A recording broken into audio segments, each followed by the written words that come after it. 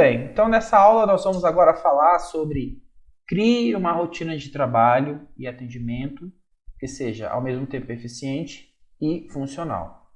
Na realidade, nós até gostaríamos de nessa oportunidade de falar que nós preparamos um arquivo em Excel que vai te ajudar muito no estabelecimento dessa rotina, no acompanhamento, no desenvolvimento dessa rotina, bem como também vai te ajudar a metrificar. O que é metrificar? Avaliar como que estão os seus processos, em que aspecto você pode melhorar mais, em que aspecto você tem que gastar mais tempo, fazer mais esforço. Então, essa rotina de trabalho que nós estamos também desenvolvendo numa planilha, ela vai te ajudar. Na realidade, é até uma surpresa do curso para os nossos alunos. Você vai ver e você vai gostar, porque como vendedor, todo vendedor de consórcio gosta muito de planilhas, né? Embora a gente não tenha tempo para produzir uma planilha, mas nós gostamos muito. E sabemos que quando se tem uma boa planilha, que tem uma boa visão do negócio, nós temos uma boa apresentação junto ao cliente. Então, vamos hoje falar sobre criar uma rotina de trabalho e atendimento funcional. Bem, qual o segredo das vendas regulares? Todos os vendedores passam por esse dilema. Eles começam a vender, aí depois caem as produções, começam a não ter vendas regulares, ou como se diz, ele se ilude achando que tudo vai ser muito fácil, como foi em determinado mês, e às vezes se surpreende com resultados nem sempre bons. Então, para você ter vendas regulares, é importante você dar atenção a esses elementos que nós vamos dar um destaque em especial. Primeiro, preparação. Você tem que se preparar todos os dias para ligar para o cliente, para atender cliente. Quando a gente fala atender cliente, não é só falar de preço, prazo, parcela, não é sobre dar fechamento, não é sobre técnicas de vencer objeções, não é isso. A preparação ela tende a nos ajudar a personalizar as apresentações. Por exemplo, quando você sai da loja ou você sai do seu escritório, em que você pensa quando vai até o cliente? Você pensa nos seus problemas ou nos problemas dos clientes? Que perguntas você faz que pode ajudar você a entender melhor a situação real do cliente? Então, isso só é possível quando você tem uma boa rotina de preparação. Então, por isso que é importante, nós queremos dar muita atenção a isso. Outra coisa que é importante, visão do futuro. Visão do futuro para você, no aspecto profissional, no aspecto pessoal. Visão do futuro no aspecto do cliente, ou seja, dos objetivos, como o seu produto vai resolver o problema dele, como o seu produto vai de fato dar uma solução, como o seu produto vai ser um elo de ligação para coisas boas para o seu cliente. Então você precisa visualizar essas questões do futuro. Você precisa ter foco, porque sem foco é muito fácil você perder a rotina, perder o objetivo, perder a motivação. É muito fácil, na realidade, você se perder em vendas, porque vendas é uma área que tem todos os elementos. Se um vendedor não tiver disciplina, ele pode se perder com muita facilidade. Porque assim, o vendedor ele tem tempo, ele tem flexibilidade de horário, ele não tem um chefe vigiando ele 24 horas por dia. Então, por isso que é importante você ter foco. Você precisa ter uma rotina eficiente, essa rotina. Quando a gente fala em rotina, os vendedores tomam até um susto. Eles falam assim, Deus me livre, toda vez que meu chefe fala em rotina, eu ouço muito, eu já ouvi muitos gestores falar assim, você tem que malhar pelo menos 400 clientes, falar com 500 clientes, você tem que ter isso como rotina diária. Eu concordo que é assim, eu sei que o vendedor ele precisa se esforçar cada dia mais em conseguir resultados mais surpreendentes. Mas olha, uma rotina cansativa, desgastante, ela não vai por si só te ajudar a ser mais eficiente. Então, o que eu quero chamar a sua atenção aqui? Uma rotina eficiente é uma rotina que ela seja ao mesmo tempo agradável quanto instigante, motivadora. É como andar de bicicletas. Toda pessoa que começa a andar de bicicletas, ela cai. Ela tem dificuldade para se equilibrar. Mas por que ela persiste? Porque ela se imagina se equilibrando naquela bicicleta, o vento batendo no seu rosto, ela, como se diz, andando mais rápido do que normalmente andaria se estivesse a pé. Então, ou seja, a vislumbrar essas coisas faz com que o ato de aprender a andar de bicicleta, aprender a se equilibrar, se torne algo agradável, não maçante, cansativo, rotineiramente enjoado. Então, quando a gente fala em rotina, não é algo que tende a ser chato até de ouvir, mas a rotina aqui nós nos referimos a um conjunto de ações que te faça se integrar ao processo, que faça você se envolver com o processo de forma agradável, que você goste, tal como andar de bicicleta. Você também vai precisar de persistência, não de insistência, mas persistência. Você vai precisar de estratégia. Novamente, nós falamos de um ponto muito importante, que é o grande diferencial dos bons vendedores. Bons vendedores têm uma estratégia. Por exemplo, eles não focam em tudo que aparece na sua frente. Eles focam apenas em um nicho. Eles estabelecem um nicho como alvo e trabalham esse nicho até conseguir os resultados. Ah, mas não é arriscado trabalhar assim, Carlos? Olha, arriscado é você nunca tentar. Agora, se você está aperfeiçoando um processo, se você está melhorando o seu atendimento, se você já está começando a sair do nível do vendedor, como se diz, que conhece pouco produto, para um vendedor que conhece mais o produto, você pode estabelecer uma estratégia e trabalhar em cima dela. E falar, não, eu quero atender só esse tipo de cliente, eu quero atender só imóveis. Você pode estabelecer isso, mas é preciso todos esses elementos anteriores. Outra coisa, você precisa de aperfeiçoamento contínuo. O que é o aperfeiçoamento contínuo? Estude, leia. Todos os dias estabeleça um alvo de ler um trecho de um livro. Hoje tem muitos livros bons, você compra na Amazon livros por R$19. Livros que vai destravar a sua mente, vai fazer você enxergar com mais clareza um processo, vai fazer você enxergar como os clientes pensam, por que os clientes agem de determinada forma. Ah, mas o vendedor não precisa disso. Tá, gente, se a gente parar para analisar, quem entrou no consórcio há 10 anos atrás nem sonhava com tanto de novidades que o consórcio tem hoje e que muitos vendedores antigos estão perdidos. Olha o tanto de tecnologia que hoje tem. Hoje, por exemplo, você que está entrando no consórcio agora, você já ouve muito a expressão webinário, gravar lives, fazer vendas através de uma máquina de leads ou de uma máquina de prospecção, formulários de contato e outras coisas do tipo. Então é assim, se você ficou parado no tempo, você vai ter dificuldade de acompanhar essa evolução. E o que eu quero que você desenvolva como hábito é aperfeiçoe-se continuamente. Isso vai ser bom. Quanto mais você dominar esse processo, vai ser bom para você. Outro ponto, acredite no processo. Se você está fazendo esse curso de venda, você não está perdendo tempo. Você não está desperdiçando tempo. Se você está estudando até mais tarde sobre como pôr essas sugestões na prática, você está mostrando confiança no processo. Não se concentre em mim. Não se concentre na beleza do vídeo. Porque o meu objetivo aqui não é trazer um vídeo bonito, é trazer um vídeo com conteúdo, com informações, que te ajude a ver o seu potencial, que muitas vezes poucas pessoas acreditam. Às vezes você mesmo acredita pouco do seu potencial. Então o que eu quero é te mostrar como continuar a desenvolver ainda mais confiança, mas fazer isso de forma regular, metódica, num processo. Então acredite no processo estude, ponha em prática e aperfeiçoe. Aí você vai ter o retorno que você espera. Prepare-se bem. Vendedores, por costume, eles se preparam muito pouco para perguntar.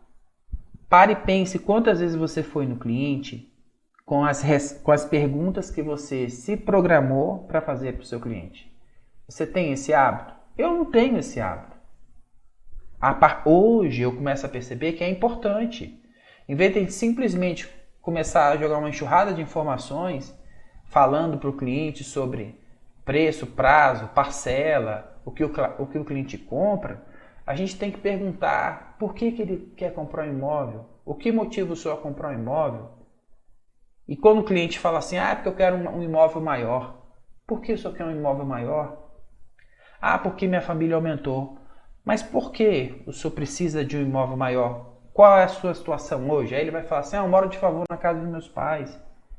Eu moro, como se diz, nos fundos da minha sogra. Eu preciso de um espaço só meu.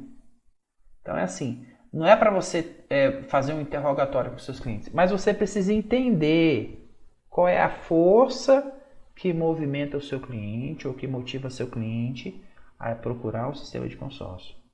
Porque aí, em algum momento da sua venda, se você perceber que seu cliente está escapando pelos dedos, o que é muito comum, o que você vai fazer? Você vai chamar a atenção para aquilo que motivou ele.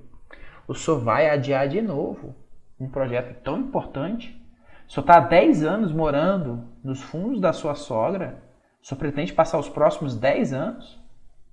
Ver seu tempo e dinheiro ser consumidos com coisas de pouco valor?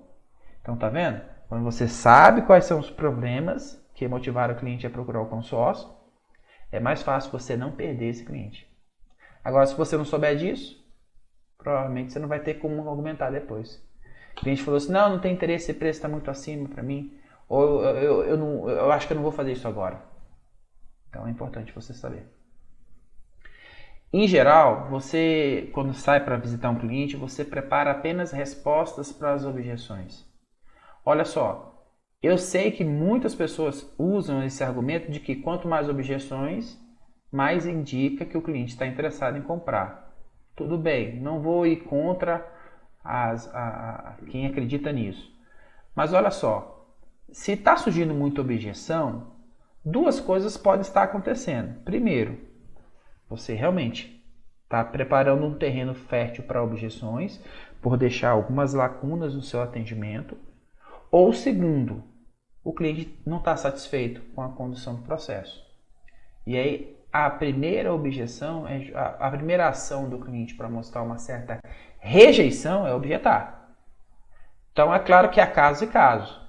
Por isso que é importante você saber discernir. Às vezes o cliente ele faz uma pergunta para você que não é objeção, ele quer mais informações. Agora, quando ele se posta com uma atitude mais fria, mais negativa, mais extremamente parcial, aí sim é uma objeção. E você precisa apurar por que ele está objetando assim. O que foi que você falou, o que você deixou de falar, ok? Outra coisa, os vendedores treinam muito técnicas de fechamento, como se as técnicas de fechamento sozinhas vendessem para o seu cliente.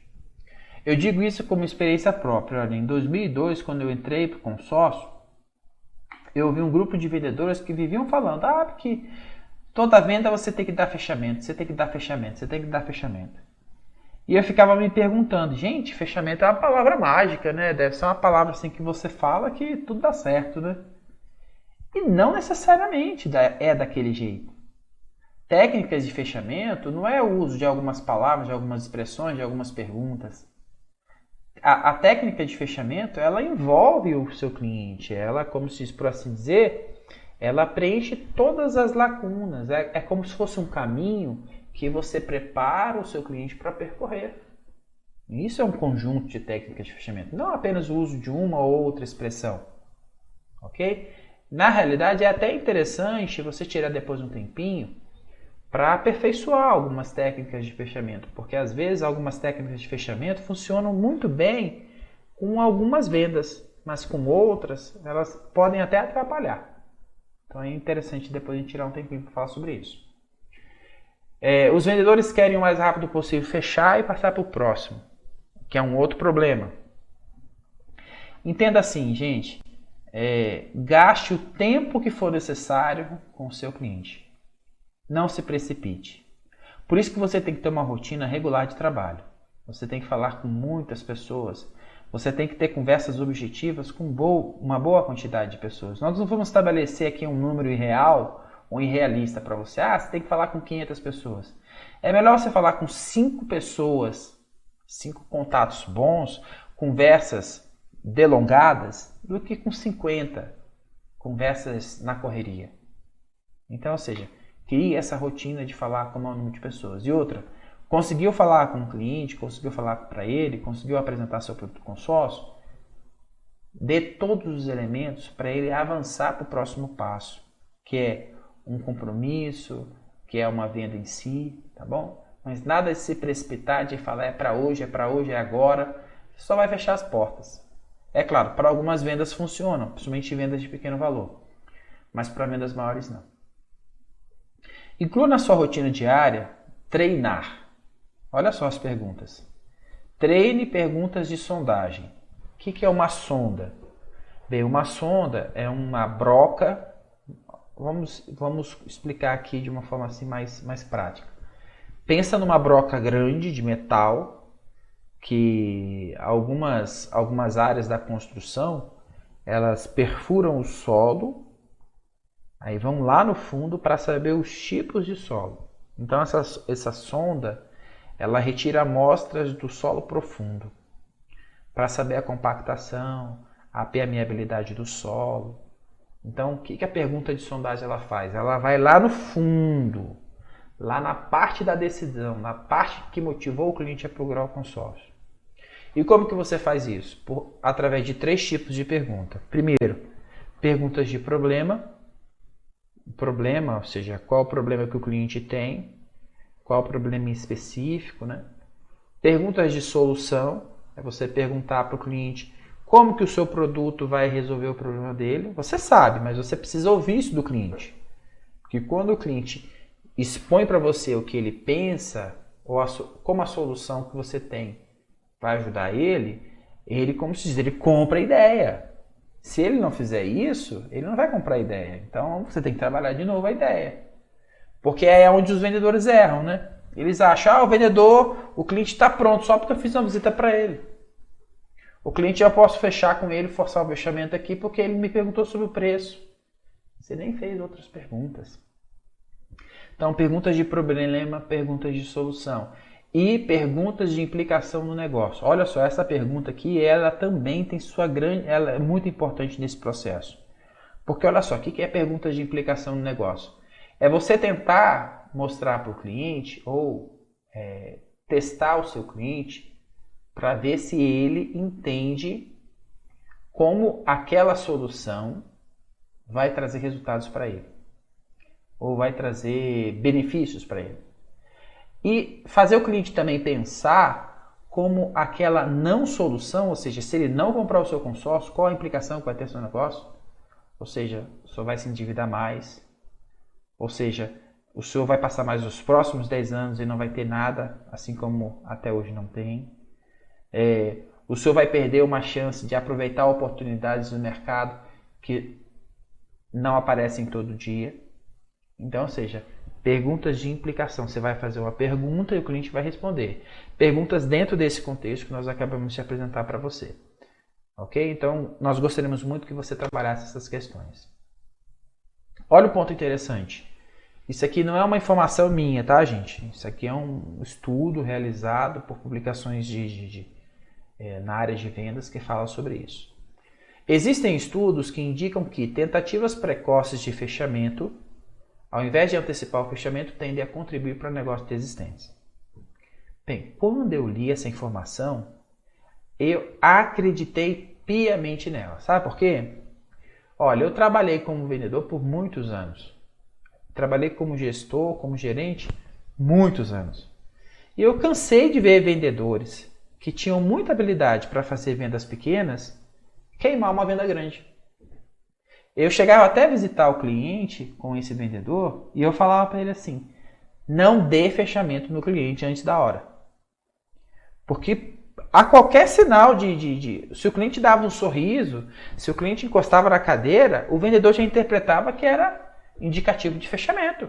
Aí já puxava o contrato, já começava a preencher, já começava a pedir documento. E era uma venda de grande valor. Não é uma venda que a pessoa toma uma decisão no estalo. A pessoa vai refletir, ela vai ver se aquilo ali vai impactar ela de forma positiva, se vai resolver ou se vai atrapalhar. Então, ou seja, funciona em vendas pequenas. Em vendas maiores, excessos de fechamento pode até contribuir para a desistência, que era o que acontecia na maioria das vezes. A vendedora fazia tudo certinho, mas aí na hora que era para esperar um pouco mais, que era para fazer mais perguntas de sondagem, que era para fazer perguntas de implicação, que era para mostrar como que o consórcio resolveria o problema dele, aí ela partia para o fechamento precoce. Aí fechava as portas. Então entenda assim, o mercado de vendas grandes, ele se comporta de uma forma totalmente diferente do mercado de vendas pequenas. Então, assim, se você dá muito fechamento em vendas pequenas, não dê tantos tipos e números de fechamento em vendas grandes. Por quê? Isso não vai funcionar. Talvez na sua equipe de vendas você conheça vendedores que vendem muito bem créditos pequenos, mas joga um crédito alto.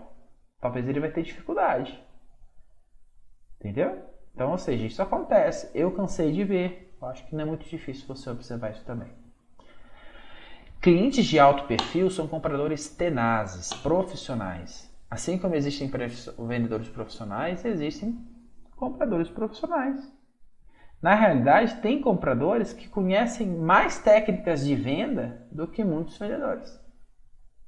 E eles não falam para você, mas eles leem livros. E eles já são acostumados a negociar com empresas que usam as mesmas técnicas que a maioria dos profissionais utilizam. Então, olha, entenda essa diferença. Atendimentos a clientes que compram valores menores, você pode usar as suas técnicas de fechamento sem exceção.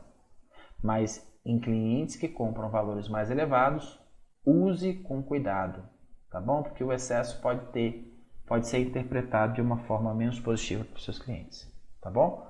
Olha, novamente aqui eu falo, não estou querendo levantar nenhuma bandeira para isso ou para aquilo. A gente só está mostrando para você o que funcionou comigo, o que funcionou com a minha equipe, e eu quero que funcione com você.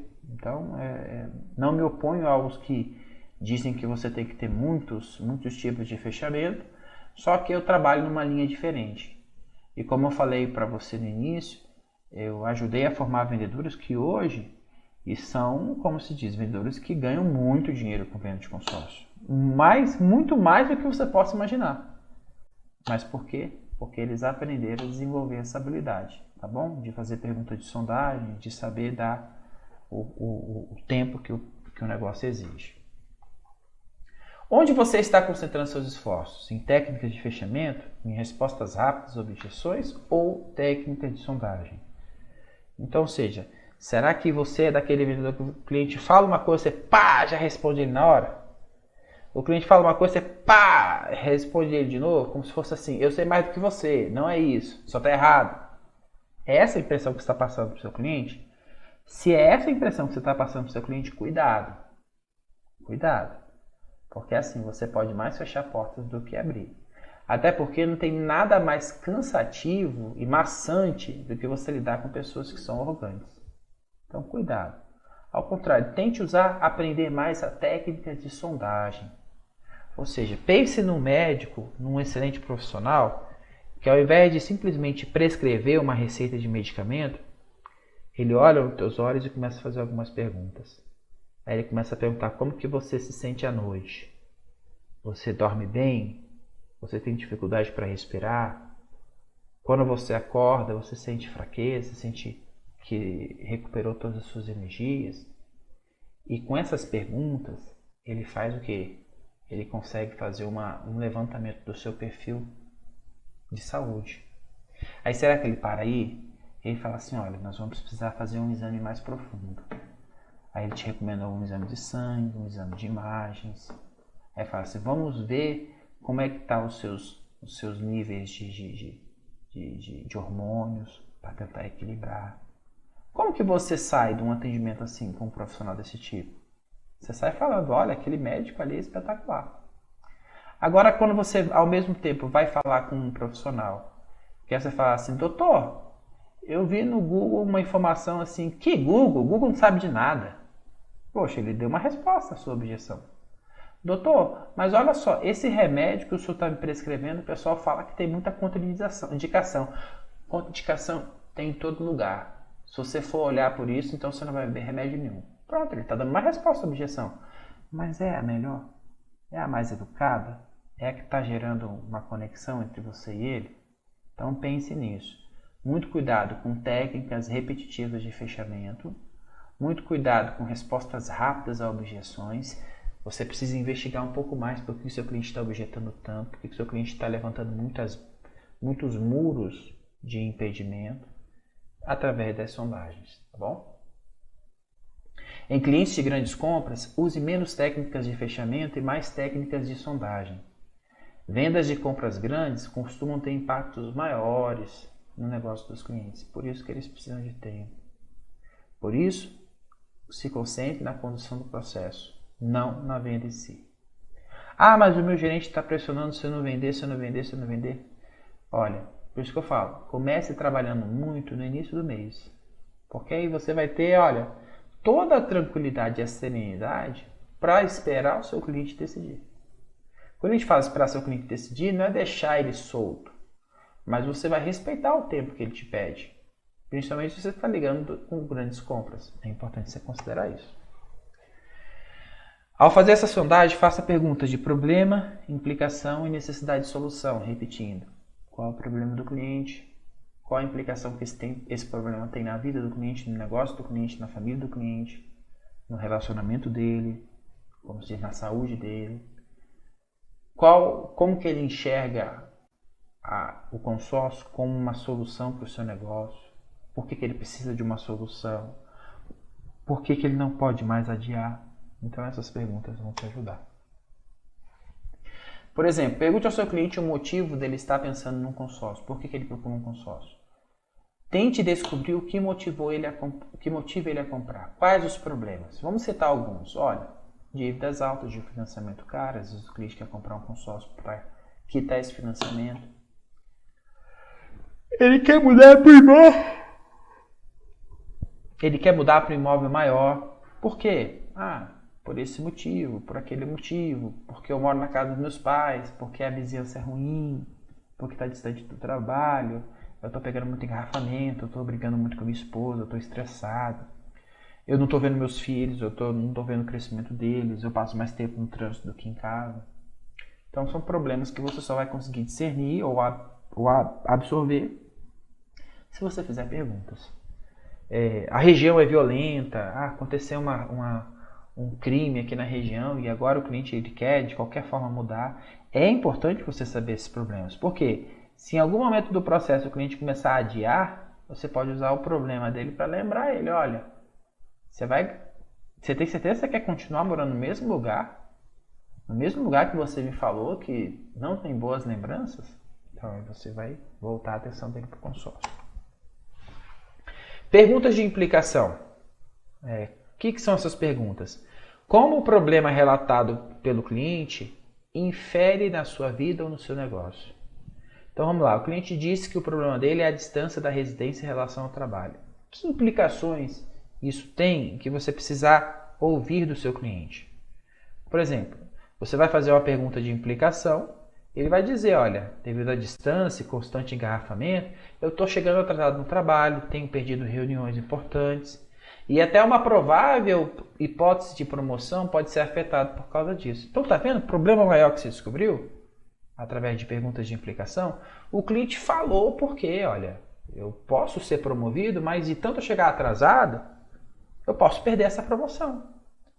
Pois é, imagine que, dependendo da promoção, aumente o salário dele em 30%. Imagine perder 30% de promoção.